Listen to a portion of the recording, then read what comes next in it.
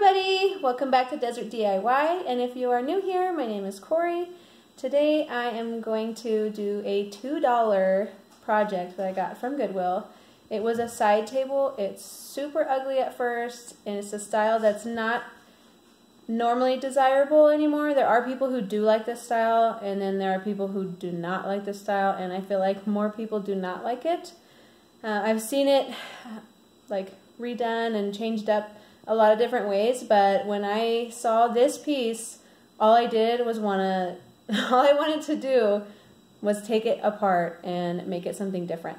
So literally only cost me $2, and I used leftover paints that I had, and I did buy some wood filler, but I barely used any of it. So I think if I were going to include the price of my supplies in this, it would be around $3 to $4 for the whole project. So not bad at all. Something that anybody can do, and a lot of the things at Goodwill that have been marked down several times, if they're solid wood, you can usually do really cool stuff with them. So I'm going to show you how I fixed up this side table and turned it into a bench.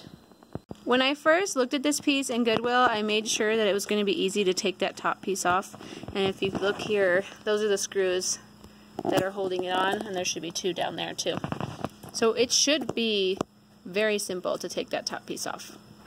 Vintage pieces like these almost always have a flathead screw. So I got my flathead screwdriver, and I'm just going to unscrew it.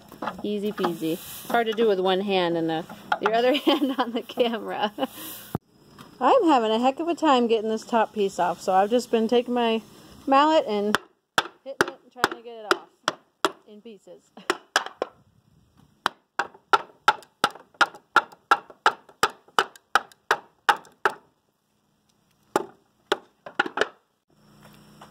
It turns out it was just connected by wooden dowels, so I'll see if I can show you on this one. Whoops!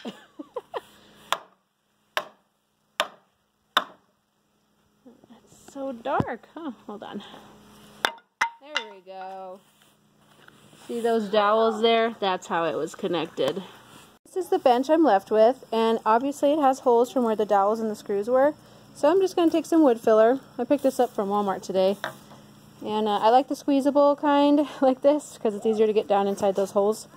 And I will overfill it because when you underfill it, it ends up with a dip and you have to do a second layer. So I'm just going to squeeze this down in there and smooth it out with my finger. Sorry, it keeps losing focus.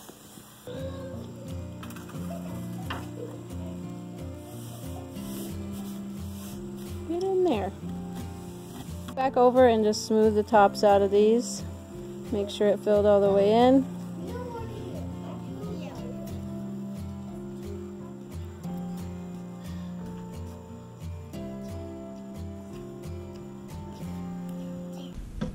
Alright, I let my wood fillers dry, and I'm going to just go over it with a piece of sandpaper. It's 100 grit. I would have preferred to use a finer grit, but this is all I could find, and I didn't feel like looking for the rest of my sandpaper. So I'm just going to hit it up really quick, and then I'm going to paint it with a color sample that I got probably about a year ago. It was like a perfect match or a custom color match to bricks on my house. So this gray color behind me might be kind of hard to see because of the shadow, but this gray color is what's in here, and I thought that this farmhouse style bench would look really cute if it was all gray, and then I might stencil on some white accents on it. But let me get started.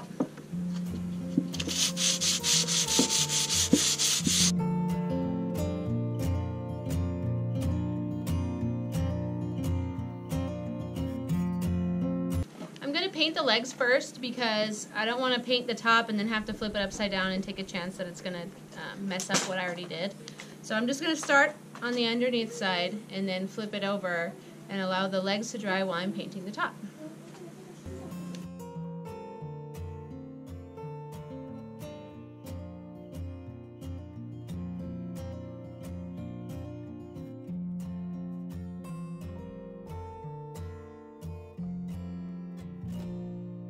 Pencils I've decided to go with I'm going to do the bird with the circle around it and then do some extra stencils down the side here. I just need to get it nice and centered on the piece.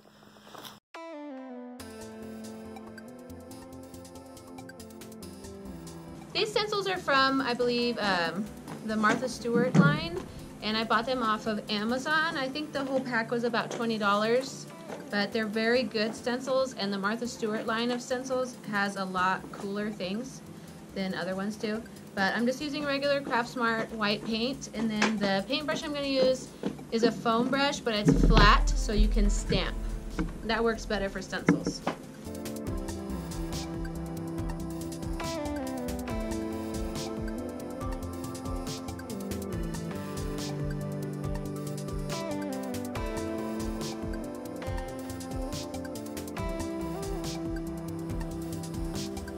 I just finished with that center stencil, and it turns out I like it just with that. I don't think I'm going to add any on the sides.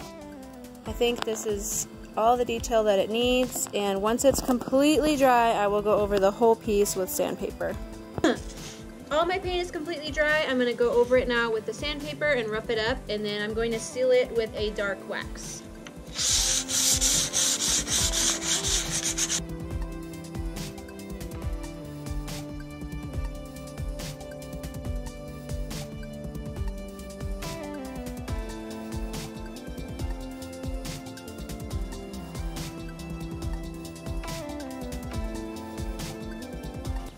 Unfortunately, I could not find my dark wax, so I'm going to improvise, and I'm going to create the same look, but with other materials, like other products, I should say.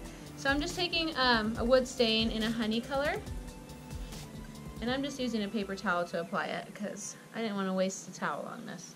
But I'm just going to wipe it over and wipe it off.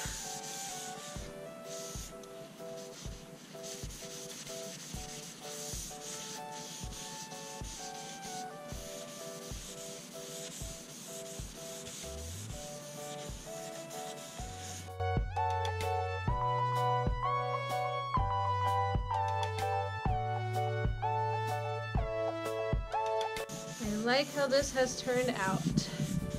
So now I'm just gonna go over it with a semi-gloss polyurethane. I want the top of my piece to be much more durable than the bottom as far as the finish goes, because that's where people's butts are gonna go. And it's gonna get dirty, and this is just the part where we clean. We usually don't clean the legs of a piece of furniture very often. So I just want to make sure that if somebody goes to use a Lysol wipe on my furniture, it's not going to hurt it. The clear coat I'm going to use is the one I always use. It's the Minwax water-based polyurethane, and this one's in a semi-gloss.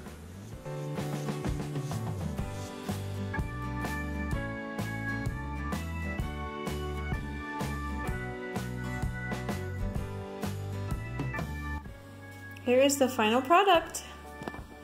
I am so pleased with how this turned out.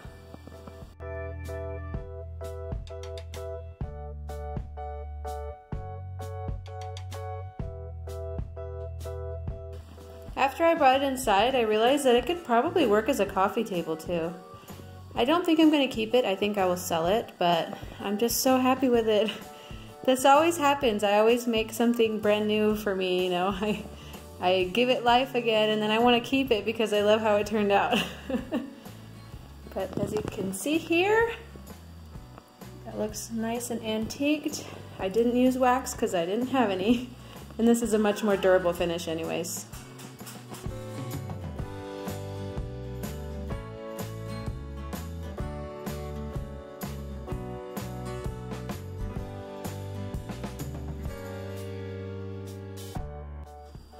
That is all she wrote. If you liked this project, don't forget to hit that thumbs up. And if you want to see more just like it, then hit the subscribe button down below. And I will see you next time with more projects that are $5 or less from Goodwill, because I just scored a whole bunch of things that I'm going to be working on. And I'm so excited for this project. I can't wait to do more of them. And thank you so much for watching my channel, and I hope that I'm inspiring you.